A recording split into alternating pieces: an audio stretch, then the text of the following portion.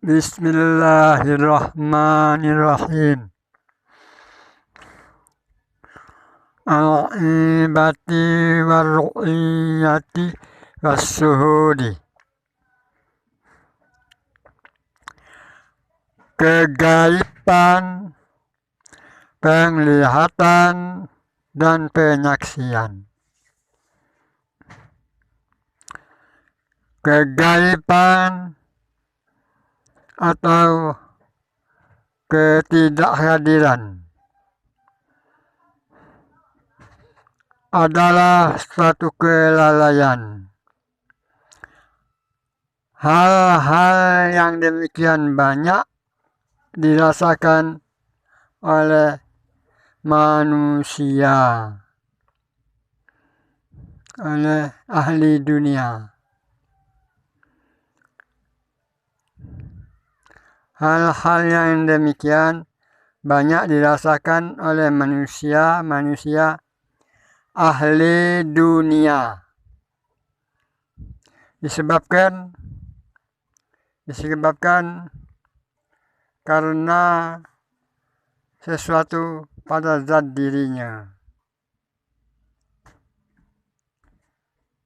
Maka yang demikian itu bagaikan membuka peluang untuk disambar oleh sesuatu itu. Dan sesuatu itu saling memanggil hingga engkau akan terbagi-bagi di antaranya dan bercerai-berai dan tercerai-beraikan oleh panggilan masing-masing itu. Jelas yang demikian membuatmu gaib daripada yang Maha Tunggal lagi berdiri sendiri.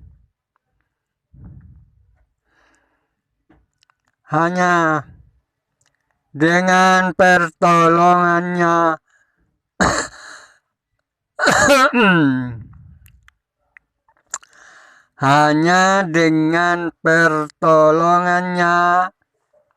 engkau dapat tegak berdiri. Tetapi engkau alihkan penglihatanmu untuk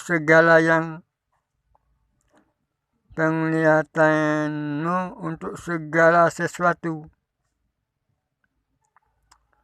sehingga engkau menerjunkan diri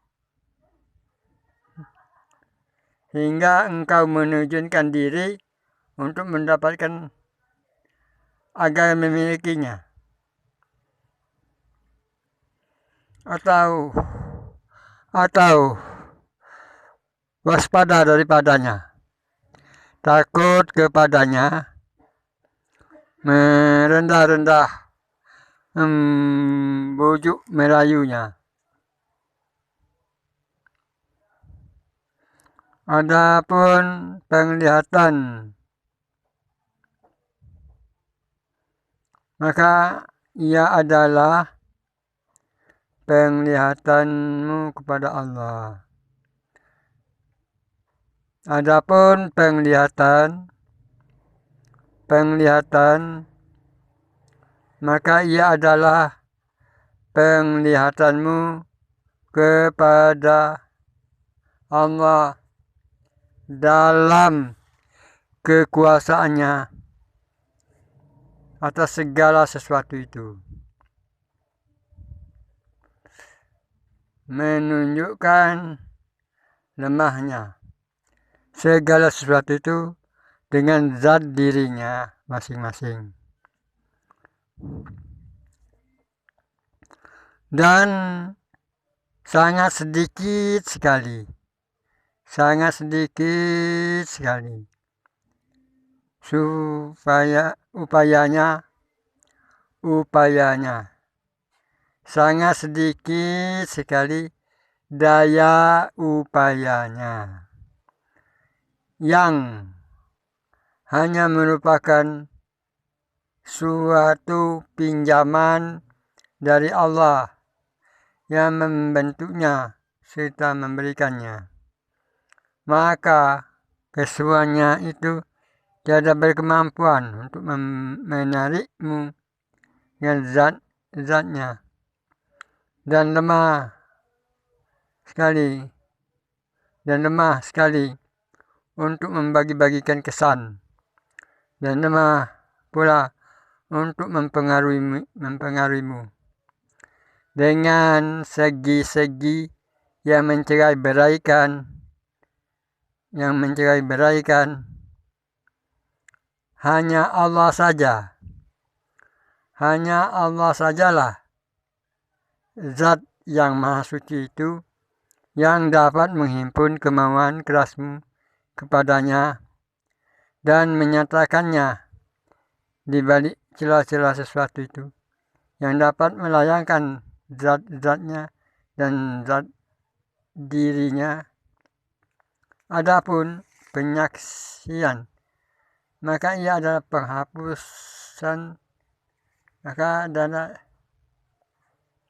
penghapus leburan segala sesuatu dengan tata laksana ke dalam nur ilahiyat.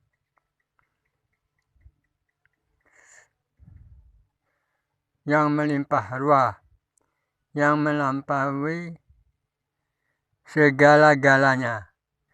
Dan itulah kami istilahkan penyaksian dengan hati. Nah, ini kan saudara-saudara yang terhormat, di dalam kitab ini yang telah kita baca, kita dengar sama-sama bahwasanya kegaiban, penglihatan dan penyaksian. Di sini yang dikatakan gaib dan penglihatan, kalau kita tuh nak melihat Allah, itu gaib namanya. Tapi kalau kita dalam penglihatan Allah menyaksikan, melihat dan menyaksikan itu ada dua. Kalau melihat dengan mata kepala, itulah yang dikatakan gaib, tidak bisa dilihat. Zat wajib al-wujud hakiki mutlak itu yang namanya Allah, gaib, tidak bisa dilihat dengan mata kepala. Tapi kalau dilihat dengan mata hati, dalam penglihatan mata hati ini memang tidak bisa juga dirupakan bagaimana bentuk, namun dengan rasa kita dapat merasakan bahwa melihat adanya Allah itu. Allah telah menjadikan langit, bumi beserta isinya, dan antara keduanya. Di dalam firman Allah di dalam Al-Quran, Allah allazi khalaqas samawati wal ard wa ma bainahuma. Allah jadikan bumi dan langit beserta isi keduanya. Nah, itulah jelas Allah memberikan tahu kepada kita sebagai hambanya bahwasanya Allah sendiri yang mengadakan langit dan bumi dan isinya. Jelas yang demikian membuatmu gaib daripada yang Maha Tunggal lagi berdiri sendiri. Karena yang gaib dan Maha Tunggal itu dia membuatnya dewek-dewek dan dia berdiri dengan sendirinya. Kita nak nengok dia yang membuatnya itu, kalau nengok diri yang membuatnya itu, membuat ya, langit dan bumi itu, kita hanya dengan pertolongannya engkau dapat tegak dalam diri. Nah, kita yang tegak, bisa tegak dan berdiri, sudah ada wujudnya. Ini tidak lain, hanya semata-mata dengan pertolongannya. Kalau tanpa ada pertolongannya tidak mungkin kita ada. Ini apalagi kita nak melihat dia itu yang membuat alam semesta ini. Jadi cukuplah kita merasakan dengan rasa dalam hati bahwa kita melihat, merasa, dan mendengar itu hanya semata-mata dengan pertolongannya. Tetapi engkau alihkan, penglihatan ini engkau alihkan, penglihatanmu itu engkau alihkan untuk segala sesuatu kepada yang lain, hingga engkau menerjunkan diri untuk mendapatkan agar memilikinya, atau waspada daripadanya, takut kepadanya, merendah-rendah dan melayunya. Inilah kesalahan kita deweknya mengubah dan mengalihkan penglihatan diri kita, penglihatan kita kepada sesuatu, kepada lain daripada Allah. Adapun penglihatan, maka ia adalah penglihatanmu kepada Allah. Nah, itu penglihatan di sini kan, penglihatanmu itu hanya kepada Allah dalam kekuasaannya atas segala sesuatu itu. Atas segala sesuatu itu menunjukkan betapa lemahnya. Segala sesuatu itu menunjukkan betapa lemahnya. Segala sesuatu itu dengan zat dirinya masing-masing. Dan sangat sedikit sekali daya upayanya. Yang hanya merupakan sesuatu pinjaman dari Allah yang membentuknya, serta mendirikannya. Maka kesemuanya itu tiada berkemampuan untuk menarikmu dengan zatnya. Dan lemah sekali untuk membagi-bagikan kesan. Dan lemah pula untuk mempengaruhimu dengan segi-segi yang mencerai-beraikan. Hanya Allah sajalah zat yang maha suci itu yang dapat menghimpun kemauan kerasmu kepadanya dan menyatakannya di balik celah-celah sesuatu itu, yang dapat melenyapkan zat-zatnya dan zat dirinya. Adapun penyaksian, maka ia adalah penghapus leburan segala sesuatu dengan tata laksana ke dalam nur ilahiyat yang melimpah ruah, yang meliputi segala-galanya. Dan itulah yang kami istilahkan penyaksian dengan hati. Kami lanjutkan dikit tentang hijab. Hijab atau zat ilahiyat itu ada 5. Hijab ayan artinya sama dengan segala makhluk yang diciptakan oleh Allah. Jadi seluruh makhluk yang diciptakan oleh Allah itu nama ayan. Ayan inilah memang hijab. Jadi kita terhijab dengan ayan itu. Kita hanya bisa melihat makhluk, tidak bisa melihat kepada yang menjadi makhluk. Itu hijab. Hijab Allah, itu hijab Allah, hijab asli itu dari Allah. Hijab ilmu itu ada, kita itu kan manusia yang ada akal, ada otaknya, didatangkan Allah ilmu. Jadi dia melihat Allah itu dengan ilmu. Nah, sedangkan ilmu itu sudah merupakan suatu hijab. Dia juga tidak bisa melihat Allah. Nah, hijab huruf itu artinya nama-nama, huruf. Itu banyak orang yang terhijab dengan huruf.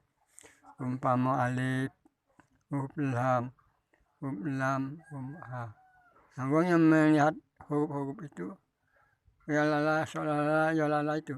Nah, padahal dia terhijab dengan huruf. Hijab asma. Nah, hijab asma ini nama-nama. Nah, sedangkan nama-nama ini sekarang ini banyak orang yang kurang atau banyak banyak yang belum tahu. Sedangkan dari nama-nama Allah itu ada 3 bagian. Satu nama zat, kedua nama sifat, dan ketiga baru nama-nama daripada pancaran sifatnya. Ini yang dihijab. Yang keempat, hijab kejahilan atau kebodohan. Hijab kebodohan.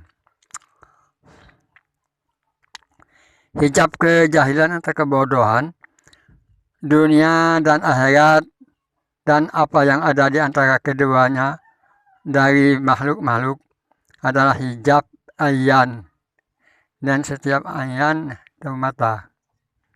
Ain. Hijab setiap ain. Ain artinya mata. Dari kesemuanya itu adalah hijab ain, hijab ayan. Hijab ayan atas dirinya sendiri dan hijab atas lainnya. Dan hijab ilmu. Hijab ilmu dikembalikan pada hijab ayan.